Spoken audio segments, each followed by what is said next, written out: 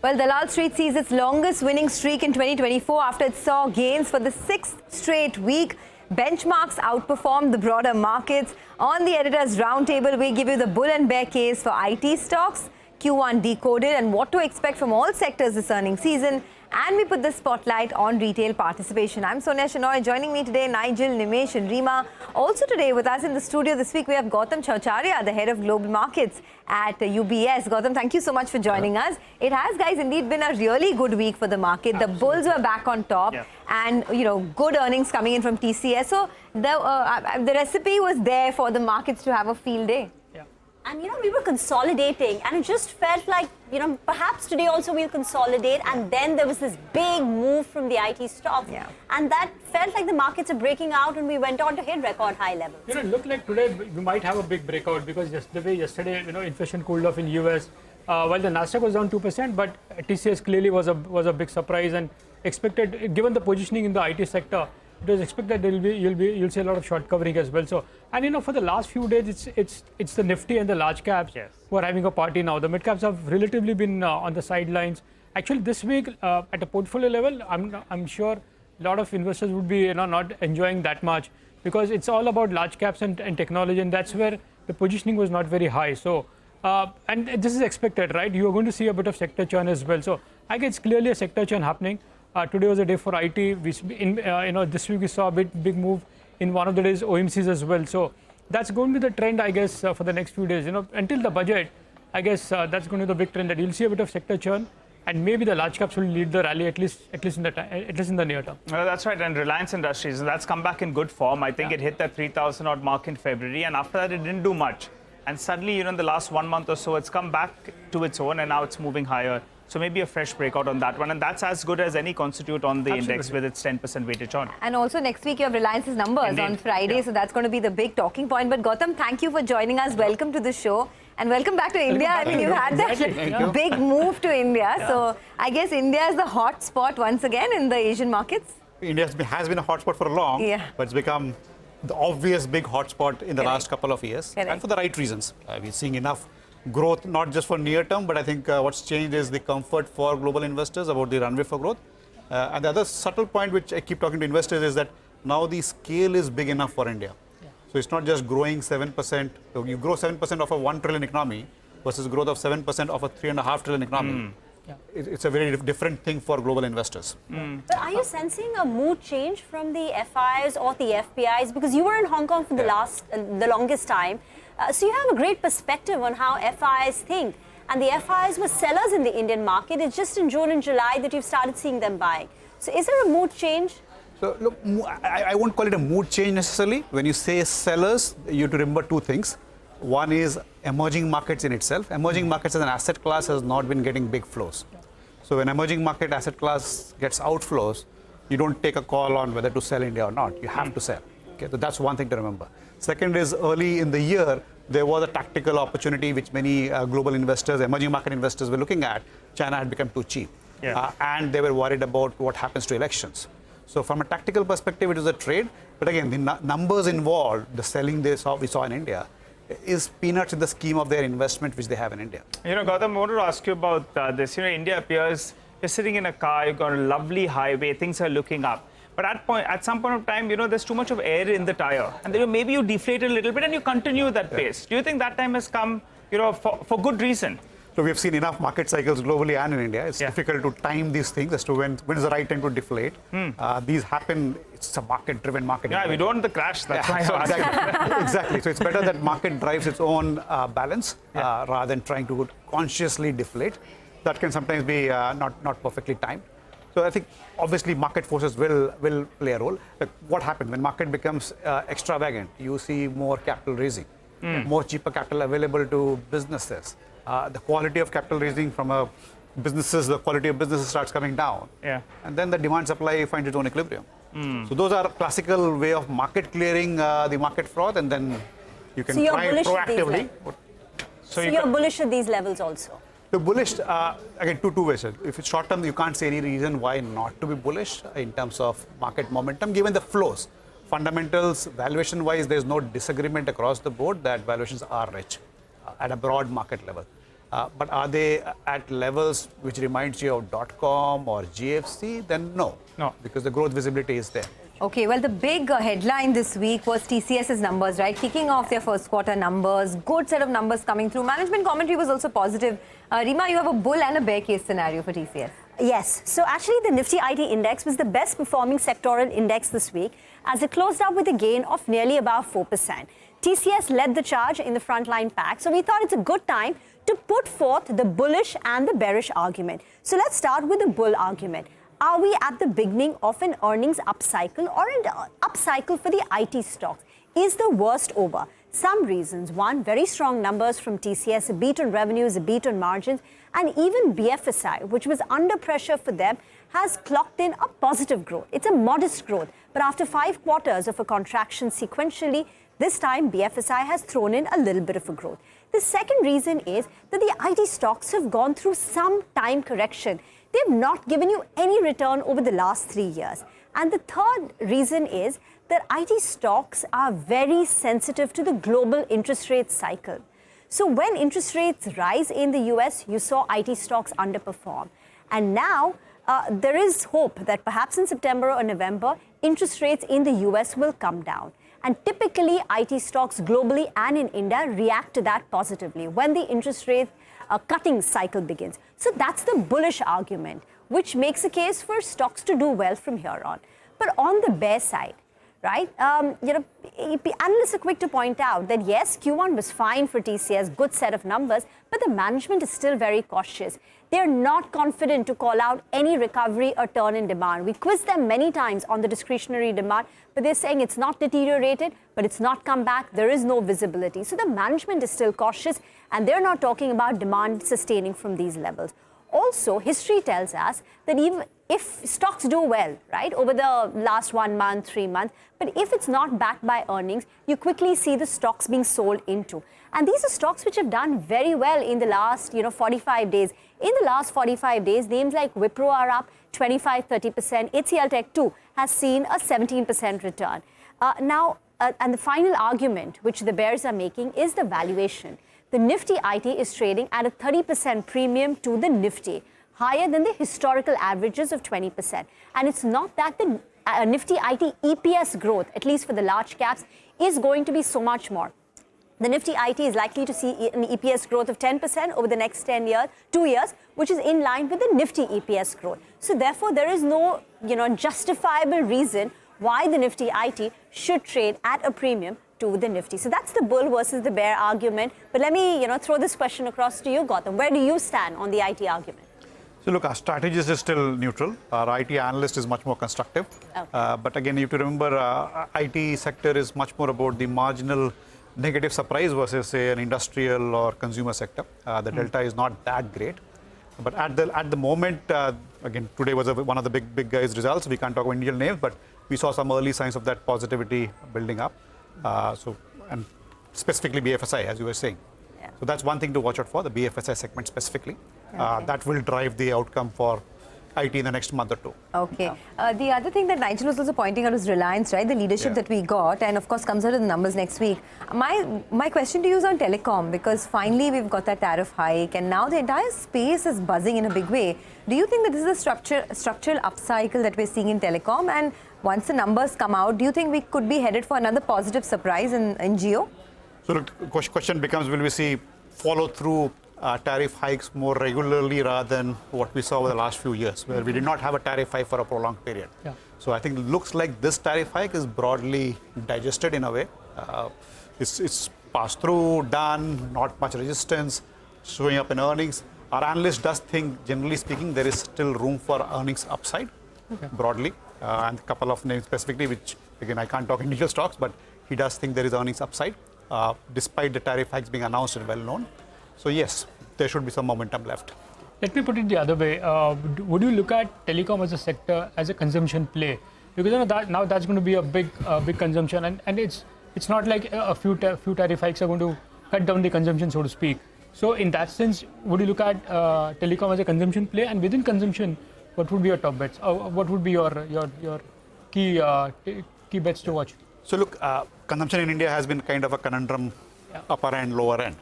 And telecom also kind of, if you want that answer, falls in that bracket. Till the lower end consumption starts picking up because of policy, because of economic growth, the upper end will drive. So as long as telecom tariff hikes plays directly to bottom line, but if the telecom businesses, specifically Indian companies, are able to cater to the upper end better, then yes. Otherwise, we have to wait for the mass market to pick up. Okay. And for the broader consumption, our preference, just like in a way we are reflecting what's been happening, is still for the upper end of the market segment. Exactly. Not yet. We are seeing early signs of rural recovery / mass consumption, but we possibly need more policy support before we get more bullish. So do you expect the policy support in the budget, especially for the rural consumption? So look, the way I'll answer that is, what do you mean by support? Will there be possibly some stimulus, a little bit? Question is extent. The real analysis to do is what scale of stimulus and what schemes. Like some schemes, just to preempt, have an immediate impact. Like if you cut taxes, it flows through to your pockets immediately, but doesn't flow through to the lower end of the population because they don't pay taxes. If you cut GST, it helps them immediately. But if you launch a scheme which will reach them over time, then the consumption stimulus is more longer term rather than short term. So it's not just a headline thing. You have to look at these nuances. Okay, all right. Before we get to Nimesh, who wants to tell us about the earnings that have, the earnings season, what to expect. Gautam, I want to ask you about the auto space. They were the big movers this week. Suddenly there was this fear that maybe Mahindra is pulling back on pricing because demand is not as strong. How do you view this space? That's been one of the biggest performers. Mahindra, the auto pack on the whole. Your view, how are you all positioned out there? So look, what happened, and we have a similar thing about, we are seeing early signs of rural recovery, early signs, and that's the hope building up in that space. Okay. Also about, obviously, the commentary around EVs, etc. Because this space has also been up and down. Demand trends on the upper end and the lower end. The way I would put it out is it still has to be more stock specific rather than broader sector, even now. And again, we'll look for specific elements of policy from the budget rather than taking a big, bold call now. So what is the preference but as of now? The PVs, the two-wheelers, CVs? So PVs, generally speaking. Two-wheelers, the premium end rather than the mass end, even now. Okay. Well, we have, of course, earnings season that we've just kicked off with TCS, but Nimesh has the entire list of what to expect from various industries in the first quarter. Nimesh, what are we looking at? Well, so if you look at the headline number, the Nifty earnings growth is going to be around 15 to 17% on a YOY basis. What will drive the earnings in this quarter? Financials will drive, energy, IT and telecom will be good. On the other side, metals likely on the pricing pressure and discretionary could drag the earnings. So that's the overall picture. But now coming to the individual sectors, because that's going to be quite interesting, right? So autos, it's expected to be a strong quarter, even in terms of EBITDA growth. But going forward, in terms of how the monsoon pans out and the commodity prices, that's going to be a key trigger as far as autos are concerned. Banks, while everybody seems to be bullish on the banking sector, but from an earning perspective, expect a moderation in earnings growth to continue, and there's going to be further NIM pressure as well for the banking sector. Cement, 5% volume growth is what Street is expecting, with market share shifting towards the large cap names. Consumer durables and consumer discretionary, both are expected to be either in line or softish, so to speak. But again, the budget would be a big trigger to watch out for in the consumption basket. In the oil and gas, the big sector to watch would be the OMCs. There's going to be a bit of a pressure in terms of margins as well in this quarter. But again, it's to do with the budget, and there could be many things for the oil and gas. So again, there could be a bit of a budget angle as well in the OMCs. As far as pharma, it's expected to be a healthy quarter, so expect good earnings there.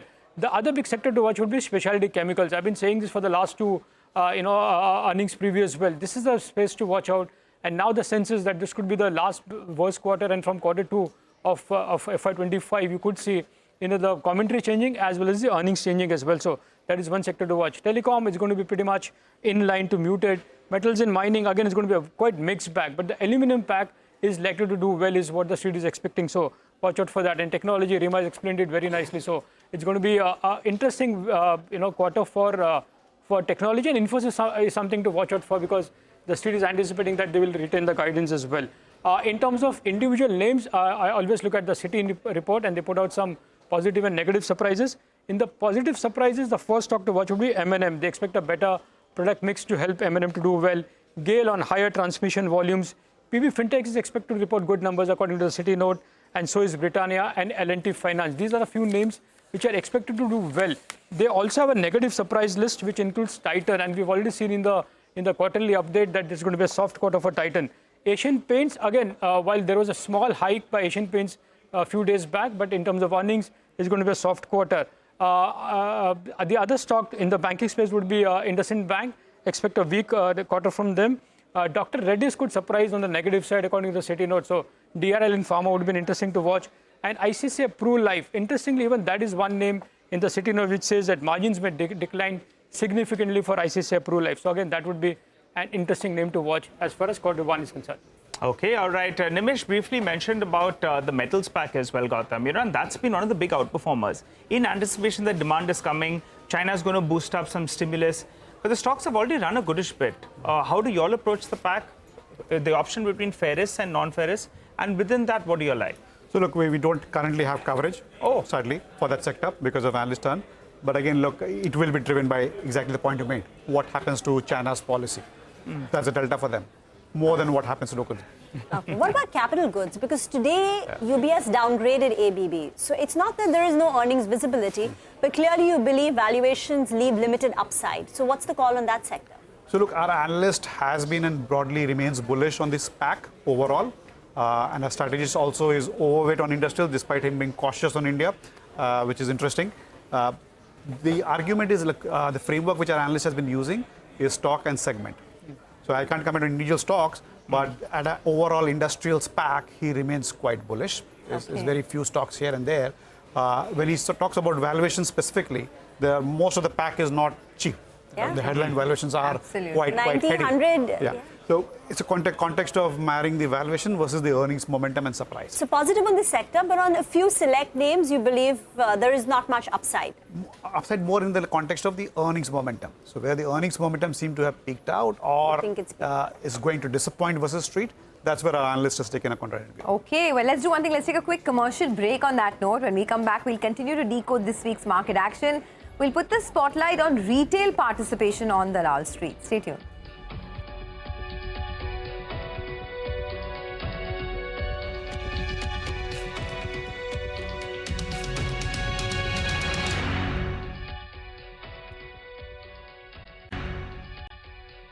Welcome back. Well, let's focus on the retail participation. And the retail participation has been something that everyone's been appreciating. And personally as well, most of your money goes into SIPs, which we believe that over a longer span of time, well, it'll hold well. The only fear is retail getting into a bit of a trap? And that's the fear, but that's been the case as well. If you look at the SIP numbers, well, beautiful looking numbers. In the last 6-7 years or so, that retail number, the SIP number that you're seeing, has moved up from around 3,500 crores all the way to around 21,000 crores, which is very, very encouraging, up close to around 6 times odd in 7 years. As a proportion of the total free float, Motilal Oswal, they have put out this note, which they have titled the Retail Rhapsody. And they have highlighted that, as a proportion of the total free float of Indian market capitalization, the DIs and the retail, well, their holding has gone up substantially from around 55% all the way to around 63%. Not just their holding, but even their participation has gone up, quite a bit. So in the last 10 years or so, the non-institutional participation has gone up from around 38% to around 52% or thereabouts. Some on the street would say, well, that's a little bit scary, but those are the data points that's put out by Motilal Oswal. You have the FI flows, they've been quite volatile, and that's been the case. If you look at the monthly flows, the FI flows, well, they've been all over the place. But the encouraging part is the DI flows.